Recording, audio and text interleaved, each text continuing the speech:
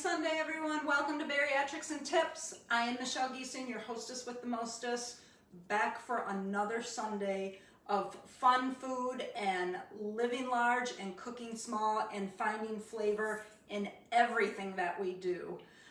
Thank you so much for being here today. I hope you enjoyed today's segment as much as I have in preparing for this. It's been about 2 to 3 days of preparing for this show, but It's All Greek to me is so far, I think, one of my favorite segments, and you're going to hopefully understand why here very soon.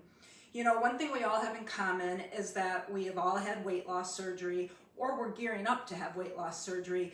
And even if you're not, even if you're just trying to battle against diabetes or just give yourself an overall wellness makeover, you are definitely in the right place, because we are all on our own journeys and we all have a lot that we want to do, and you don't have to sacrifice flavor or anything in order to eat well. You know, we're given this bariatric tool. We opted for the surgery.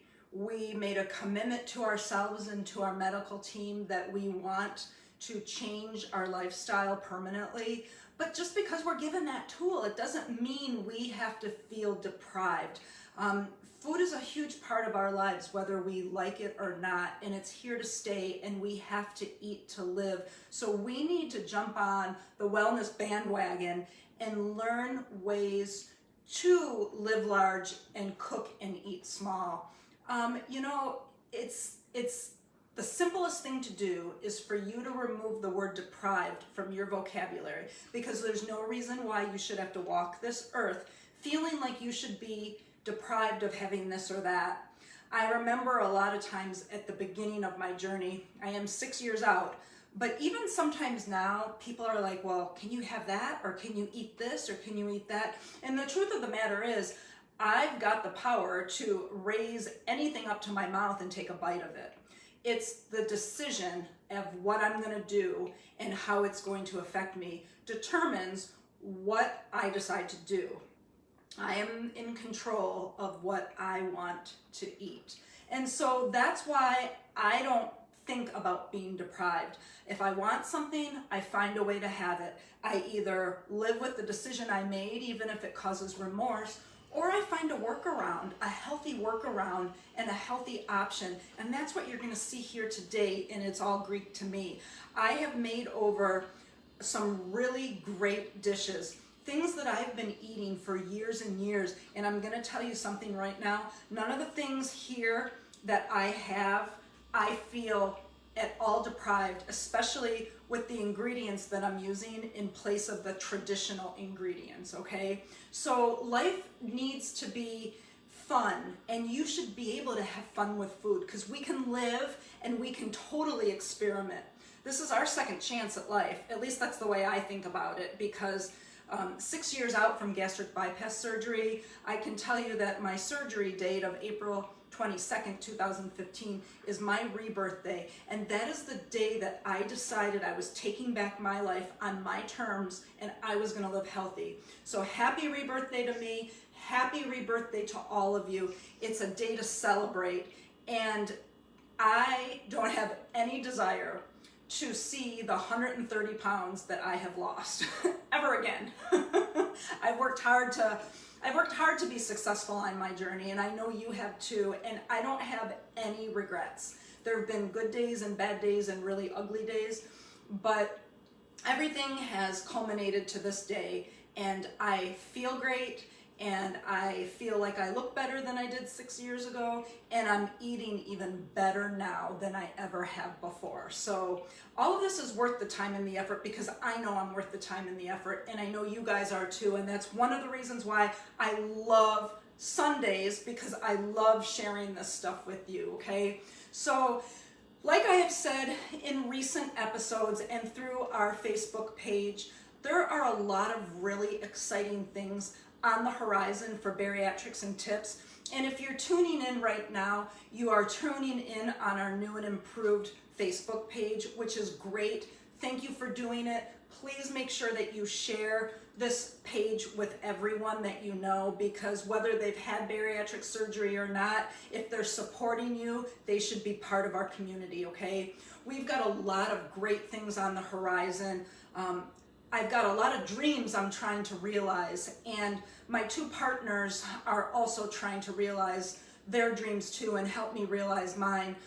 My best friend Liz Johnson, who has done all the artwork and logo for Bariatrics and Tips, she's on board. And then my other best friend and cousin, Melissa Morris, she is my publicist and in charge of marketing and all that good stuff. And she is a whiz at what she does. And the three of us are our own dream team, and I love them both so much. And I love all of you guys for being part of this community. So please, if you haven't already liked and followed the new and improved Bariatrics and Tips, please do so, because I want you to have a front row seat for all the amazing things that we have on the horizon, okay? Remember, if you need specific medical guidance or have questions about any of the products or food items that you've seen on Bariatrics and Tips, don't hesitate to include your surgeon and or your dietitian, because they are the pros. They're in charge of your medical care. I am just relaying what works well for me. I hope that these methods and these tricks and tips work well for you, but the beauty of everything that you see, whether it's on our page or right here in front of you, is that you can tweak it to fit your lifestyle, okay? And then finally, I want you to know Bariatrics is on all social media, okay? So Facebook, Instagram, Twitter, YouTube, Snapchat, and TikTok, okay? So there we go. We're gonna kind of push aside the Sunday Spotlight today. I didn't receive the material that I needed from the person that I selected in time. She feels absolutely horrible, and I'm so sorry that we couldn't make it work today, but we're gonna gear up for next week. Well, not next week. We'll talk about that at the end, okay? But let's get into It's All Greek to Me. You guys are gonna be screaming, "Oppa!" at the top of your lungs as soon as you see this. I was having such a hard time trying to figure out what I wanted to demonstrate, because there are so many Greek dishes that I love so much. So I have four recipes. So I know that hopefully we don't run over. If we do, I appreciate your patience. You are gonna have recipes that start at 3 o'clock, 4 o'clock, 5 o'clock, and 6 o'clock tonight.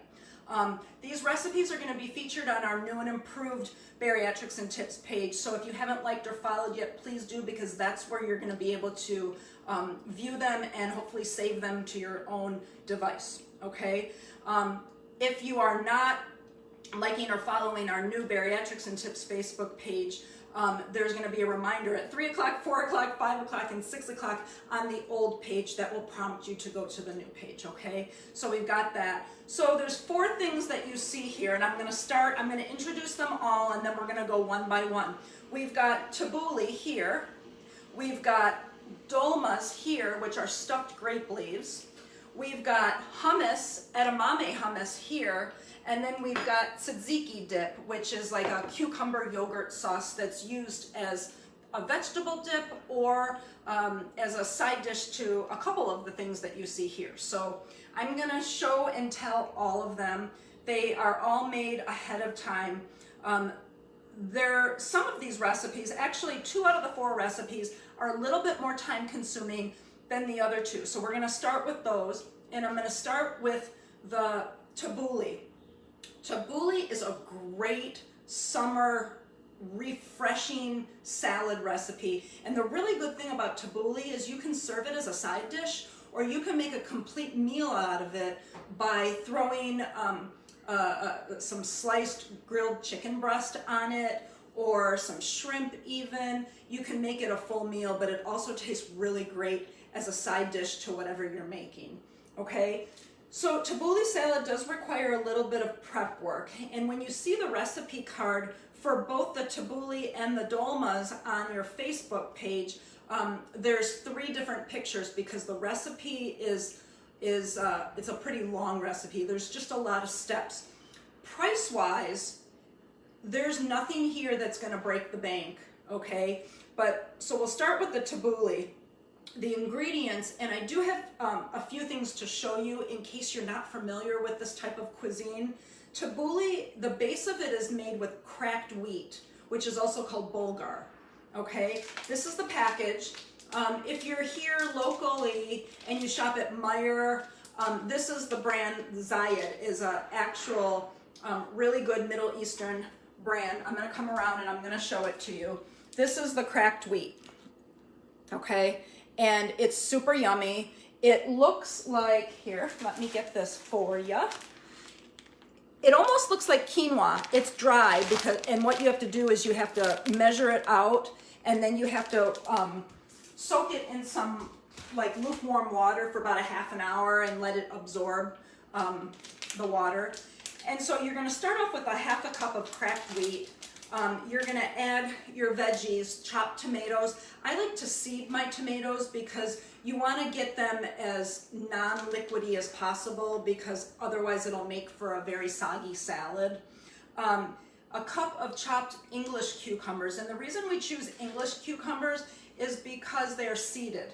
So if you want to use regular cucumbers, that's great. Just make sure you seed them before you chop them up, okay? The original recipe just called for a cup of green onion, but my best practice is to divide that cup equally between green and purple onion or red onion. I always call it purple onion. I think that's going to be the heated debate. Please weigh in what you think. I call it purple onion. Are you a purple onion person or a red onion person? So I want to know. So chirp in. Go team purple. Then you're going to add a bunch of flat leaf parsley. It's not going to matter if you use flat leaf or curly parsley. The flat leaf parsley is sometimes referred to as Italian parsley. I just think it looks better. You can use both. And so, onion, all onion. Then you're going to use a half a cup of fresh mint leaves, which is so amazing. And once you get those chopped off, you can really smell the fragrance of the mint leaves. A quarter cup each of fresh lemon juice and olive oil is what kind of makes the dressing. But I take it a step further, and I actually add 3 scoops of Gene Pro to the mix. I liquefy it and everything. I actually use an immersion blender today to make the dressing. And here's the dressing. This is a combination of the Gene Pro, the olive oil, and the lemon juice, fresh lemon juice. I have a story to tell you, but I'll do that later. At any rate, those are the ingredients, and then you also need salt and pepper to taste, okay? You need to really make sure that you're looking, there's a lot of preparatory instructions to the tabbouleh. With regards to the herbs, the parsley and the mint, you really want to make them, rinse the leaves, the herbs really well, but you want to make sure that they're as dry as you can. They need to be completely dry before chopping. Otherwise, they'll get bruised and they'll get soggy, and it makes for a non-attractive salad. So the best practice is to, if you have the time, is to wash your herbs the day before and then kind of lay them on the counter, maybe on top of a bed of paper towel, and then at night roll them up in the paper towel like you would a sleeping bag, and throw them in the refrigerator, and then in the morning you should be able to chop them. You can chop them with a food processor, or you can chop them by hand. I've done it both before. They both work just fine as long as the leaves are dry. Then you'll be fine. That's the best prep stuff that I can tell you with the herbs. And then as far as the preparatory for the wheat, remember you need to soak them. It says it right on the package. Wash the wheat in a bowl, change the water a few times, and then set it aside for 30 minutes. They recommend boiling water. I just set it aside. I did it first thing this morning, and I set it out for like the whole morning, and then by the time that was done, I was ready and it was fine. So those are the main preparatory instructions. As far as the assembly for the salad, all you're gonna do is combine all the ingredients once you have everything chopped into a bowl. Now you're going to see 2 bowls here. This is the finished product, and I'll come over to the camera in a little bit and show you. But the reason what it's recommended is when you're about to serve it is when you should put the dressing, the olive oil, the lemon juice, and the Gene Pro. Right before you serve it, dress it, because otherwise you're looking at soggy tomatoes and soggy herbs, and it's, again, presentation and taste.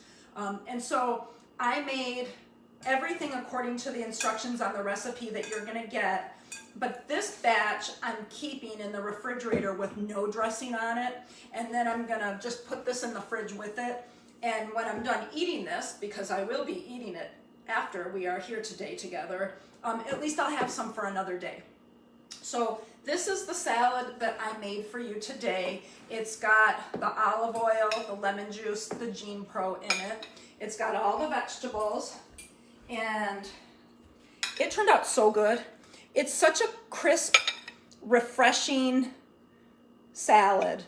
And you know, it's different. So if you're up for different and you want to try something new, here, I should have got a spoon. Then you'll be able to try this, but it's delicious. And the only reason I'm not going to try it on this broadcast is because my luck, I'll get parsley stuck between my teeth or something, and then you guys will laugh at me, and then I'll cry. So I'm not going to do that. So that's the tabbouleh. It's delicious. If you've had tabbouleh before, this tastes great. You cannot even taste the Gene Pro, not at all. It's amazing.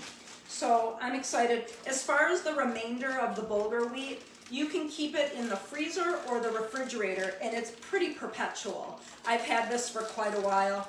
You can get them at Meijer. If you go into the international section, and I think it's the Mediterranean section where all the Greek stuff is. It's all on the bottom shelf, and it's, I think, less than $3 a package, so pretty affordable, okay? So that is the tabbouleh salad. Hopefully you like it as much as I do. Yay! All right, so the next one we're gonna do are dolmas, stuffed grape leaves. I grew up on these babies. I'm from the suburbs of Detroit, and they were around at every Greek restaurant over there. My best friend Liz is Greek, so she's grown up with them too. It's just a great, yummy recipe. But dolmas, stuffed grape leaves, if they are stuffed grape leaves, then they must be stuffed with something. And traditional stuffed grape leaves are made with a combination of different herbs and spices, which we'll get into, but ground beef and rice. And rice for me is the devil. I had to bariatricize this, that's my word. But I'm gonna tell you something, the way that I've made my dolmas, and I'm so proud of the way that I was able to refine this recipe to make it my very own. The first thing is, the teaser is each stuffed grape leaf is only 39 calories and 6 grams of protein. So it's an ideal snack. And I'll get into it soon, but what I used for the rice is a combination of cauliflower rice and the shirataki rice-shaped pasta.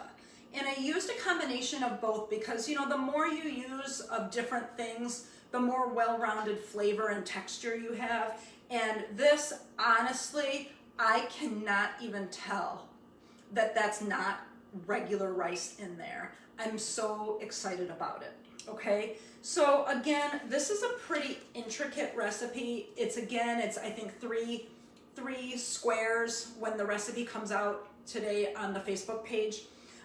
And I wanted to show you the grape leaves first, because the first ingredient on the recipe are grape leaves in brine, okay? So this is the brand that I get at Meijer. This is $4.99. It has a whole crap ton of leaves in it. And they're, if you want to see them, I suppose I could demonstrate what they look like. They're leaves, honestly. They are regular grape leaves. So they're in a brine solution, and I actually, after I use them, I put more salt water in there because I want to keep it covered, and then they stay for a while. So I'm going to show you what one leaf looks like, and then I'll put these back. So here, well, you know, if you live in Canada, this might look familiar kind of looks like a maple leaf a little bit, but here's your grape leaf. So really what you're doing, I want you to think of the way that you roll, well, I'll say a burrito, a cigar, but a burrito. Let's just talk about burritos. This is your stuffed grape leaf. You're gonna use this as your burrito, and that's how you're gonna roll it. And so let me put this is a really good leaf. So I'm gonna put it back in the brine. Again, you can get this right where you get the bulgur wheat too, in the Mediterranean section at Meijer or your local grocery store. So that's the grape leaves. And then this, let me show you what they look like up front. I mean, sure, my daughter said, "Mom, those look like poop," but it's the best poop I've ever eaten. So you serve it with lemon.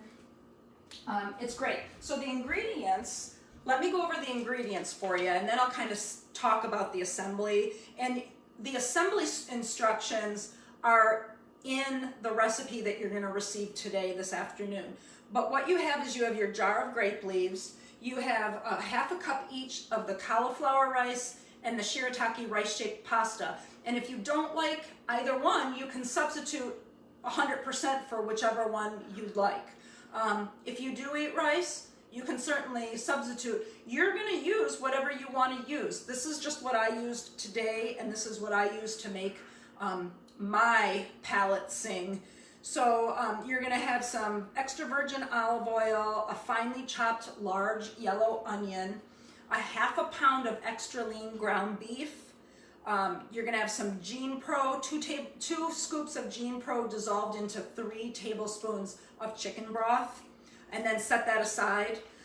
Black pepper, allspice, and cumin, and then a half a cup each of parsley, dill, and mint leaves, all fresh. You definitely want fresh for this. You don't want the dried. Then you want to have 2 tomatoes sliced a little on the thick side. You are not going to eat the tomatoes. They are used as a buffer, and I'll explain that soon. And then you need about 4 cups of chicken or veggie broth. You can use water if you don't have broth, but if you're using chicken or veggie broth, you'll get more flavor out of it.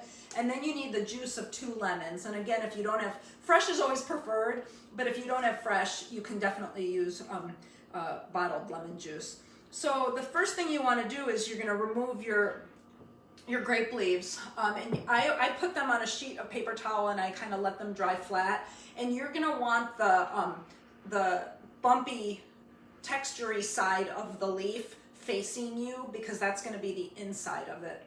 But the prep work that you have to do is you take a big, huge stock pot, and at the bottom of the pot, you're going to drizzle olive oil until it coats the whole bottom. And then you're going to take, when you take your grape leaves out, some of them are probably going to be ugly or torn or ripped or in half or maybe too small. Those rejects are what you're going to use to create like a flat surface on the bottom of your pot. You're going to have like a layer of grape leaves, and they're going to stick to the bottom of the pot because you put the olive oil there. Once you have a layer of your grape leaf rejects, you're going to put your slices of tomato on there. And what you want to do is you want to create a barrier, a tasty barrier, between the stuffed grape leaves and the bottom of the pot so that they don't burn while they're cooking and simmering. So that's what you're going to do, and then that's where the broth comes into play as well. And so that kind of preparatory work you want to do, but then you want to also make your ground beef, and you're going to saute the onions too. And then I usually run the ground beef and the onions through my food processor, so that way it's real fine little granules and not chunks of meat too, because you don't want to overstuff your grape leaves either. And so once you have all this combined, you are going to basically assemble each grape leaf just like you would a burrito. And you're going to put a little scoop of the mixture. If you do it right, it makes all the filling should make 20 grape leaves. And mine made exactly 20. I was so stoked when I measured out everything. So I know that the serving sizes are correct. but you'll roll them and you want to get them as tight as you can, and you want to put them in the pot where they're right next to each other like sardines.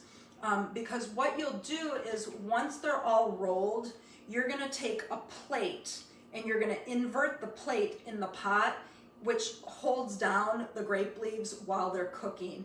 You're going to put the heat on medium. You're going to pour your chicken broth in after you put the plate over it to keep the integrity of the grape leaves. And then you're just going to let it simmer for about 30 minutes. And after 30 minutes, they say, like the original instructions that I had said that you could take the plate off of it, but I leave the plate on. But at that point, after 30 minutes, I add my lemon juice and then I cook it for another 30 minutes. The main thing is you want to let it cool before you eat them, otherwise they might fall apart, and I know that firsthand. I've been making these a lot of years, and I feel like only maybe in the last year have I really perfected my method. So if you decide that you're going to take on this recipe and try it, please don't be scared to try it. It's not hard, it's just time consuming. But if you need help with it, let me know, and I can give you as many tips and tricks as I can. But afterward, you just take them out and let them cool, and you've got these really great rolls that keep their shape really nice. And the great thing about it, you can serve it with lemon slices, lemon juice. You can spritz a little lemon juice on top of it. Or you can serve it with our tzatziki dip, which is our cucumber yogurt sauce, and I'll get into that recipe after. These are delicious, and I'm serious, my mouth is completely watering. So we'll get into that. So those are my dolmas, and the Greek yogurt sauce. These two things are super easy to make, and they won't take long at all to talk about and demonstrate. But since we were talking about the Greek yogurt sauce, that's tzatziki, T-Z-A-T-Z-I-K-I, tzatziki, and you'll see the spelling of it when the recipe posts, but I dare you to say it 5 times fast. At any rate, you want to go with another English cucumber for this because you need it seeded. So if you don't have access to the English cucumbers, just make sure your traditional cucumber is seeded before you grate it. You need 1.5 cups of plain non-fat Greek yogurt. If you didn't use non-fat, it wouldn't be the end of the world. But again, for me, I'm trying to keep calories down. You want 2 cloves of garlic. You want about 2 tablespoons of fresh mint. You want about 2 tablespoons of fresh dill. You want the zest of a lemon, the juice of a lemon, some salt and pepper to taste. And I usually do the salt and pepper afterward, and that way I can kind of gauge.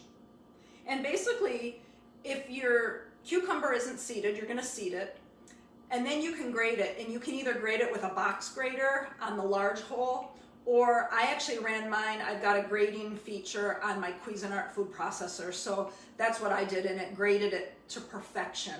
And then really all you're going to do is combine all of your ingredients, and you've got this yogurt sauce that tastes great with the dolmas, but it also tastes great as a dip with like peppers, with pita bread, if you like falafel. It's amazing. You can taste the lemon in it, and the yogurt has, I did not fortify this with Gene Pro because the non-fat plain Greek yogurt stands on its own merit as far as protein content. But it is absolutely delicious, and I encourage you, if you like Greek yogurt, if you like lemon, try it, because it's just another really great dip that you can serve at a 4th of July party coming up, at a family gathering, or for Sunday night dinner, whatever you want. And then finally, the last recipe I'm going to share with you is the edamame hummus. Now this hummus recipe, you can interchange perfectly between the chickpeas that are also called garbanzo beans or the edamame. And I have made both. I've been making it for years. My recipe is a modified recipe that was originally like a South Beach diet recipe, but I've scaled down the olive oil and the tahini to where I can sleep at night, because the amounts that were required in the original recipe were ungodly.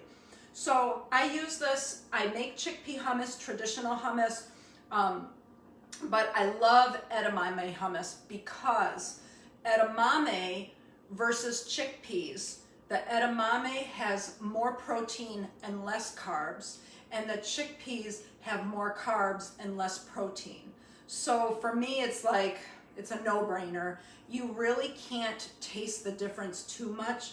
The edamame hummus has a little green twinge to it because edamame are soybeans and soybeans are green. I buy the frozen edamame. Meyer has it in the frozen section, and it's about $2 a bag. It's not expensive at all. But when you're dealing with the edamame hummus as opposed to a can of chickpeas, the edamame you want to boil in salted water for about 4 to 5 minutes because you just want them to get a little bit soft. And then you're going to throw all the ingredients, which I'm about to tell you, in the food processor, and then you're going to blend it. And then you can serve it with pita. You can serve it with wedges of colored peppers like I do. I use the peppers in place of chips and pita. You can actually put it on your turkey burger. It's amazing. I'm trying to think of what else I've served it with before, but those are kind of my favorites. But the ingredients, again, really simple stuff with the exception of the edamame, you'll probably, and the tahini, you'll probably have most everything that you need in your cupboard. It does require tahini, and if you're not familiar with what tahini is, I'm happy to show you. Tahini is basically sesame paste, and this brand is going to look very familiar to you because that's the bulgur wheat that I got too. This again is found in the same section as everything else that I've showed you today. It is sesame paste. It's very nutty. It almost is like peanut butter, but not. I mean, it's sesame based, but it has that real nutty flavor. It's very high in fat, and it's got moderate protein. It's got low carbs, but it is really great. And I use it kind of sparingly. I think the original recipe called for a cup of it, and I use a quarter cup. It's just better. You still get the taste and the flavor without like the ton of the fat overload. So you need the package of frozen edamame or a can of chickpeas. You need 3 to 4 cloves of garlic, a quarter cup each of tahini or water. And if you're boiling the edamame, reserve the water from the edamame. And if you're using chickpeas, reserve the liquid from the chickpeas in place of the water. But if you forget to do that, like I did today, just use water. You need the zest and the juice from 1 lemon. But I tend to put more lemon in mine just because I'm a lemon fanatic. You need 3/4 of a teaspoon of salt. You can tweak this to your liking, of course. A half a teaspoon of ground cumin, a tablespoon of extra virgin olive oil, 2 scoops of Gene Pro, and then a tablespoon of flat leaf parsley chopped, and that's really going to be your garnish. So I don't even have it garnished on mine to show you today because I used all the parsley for the tabbouleh. I guess I could throw some of that on there, but at any rate, all you're going to do is combine it together, and it makes a beautiful, nice textured hummus that I will show you. And you can scoop it on up with your vehicle of choice. I love red peppers and hummus, and it is absolutely delicious. So those are the recipes that I wanted to show you, and it's all Greek to me. These 4 recipes are a true testament to being able to live large, cook small, and find flavor in all you do. These are very rich in flavor. It doesn't require a lot of exotic ingredients, notwithstanding the tahini, but the tahini lasts a very long time, and a good best practice is to keep the jar inverted when you're storing it because it does get thick and you do have to stir it if you're using the jar multiple times. Some of my favorite food here, unfortunately, or fortunately, depending on how you look at it, no one in my family will touch this stuff. Actually, I think my son has eaten both of these before, but pretty much no one will. So I get to eat all of this myself. I'm very excited. So I've got lunch pretty much a go for the rest of the week. And my plan is to eat the tabbouleh with grilled chicken on it. So I bought tons of chicken today when I was at the store. So that's what I have for you. I want to let you know about next week. July 4th is Sunday. We are going to take the day off so that way you and I can spend time with those that matter most and enjoy our holiday. Normally I would push it to the Saturday before, but Saturday, July 3rd is my daughter's birthday and she's going to be 16. So we've got something planned for her. So I don't have the capacity to figure out when we can have another segment for the July 4th weekend. So we're going to put it on hold and we'll reconvene on July 11th, where that themed recipe demonstration is titled See a Tomato. See a Tomato. And I've got a really great recipe that I'm going to share for you. If you love tomatoes as much as I do, you are going to love it. July 18th is still a little up in the air. That is the weekend that my son's graduation party is taking place. So I'm on the fence as to whether or not I'm going to have it on July 18th. But if I do, it's going to be chicken pad thai, which is really easy for me to prepare because I've done it so many times. And then July 25th, the theme is Aloha. We are going to do a Hawaiian-based recipe demonstration that's going to make you crazy and want to make things yourself. So we've got a lot of good stuff planned in July. It's a hectic July. So if you hang in there with me, I appreciate it. I appreciate you giving me your time today. You saw a lot of stuff. You'll get the recipes on our new and improved Facebook page today, starting at 3 o'clock, 4 o'clock, 5 o'clock, and 6 o'clock. And then I have a fun little post at 8 o'clock to end our Greek festivities. So thank you so much for watching. I really appreciate it. If you have any questions about any of the products or gadgets or food items that you've seen here today, please let me know. I'm an open book. I love talking about this. Bariatrics and tips is my passion, and I'm happy to share the knowledge, okay? So have a fantastic Sunday. Thanks for tuning in. Have a great, safe, fun 4th of July, and I will talk to you soon, okay? Take care. Bye.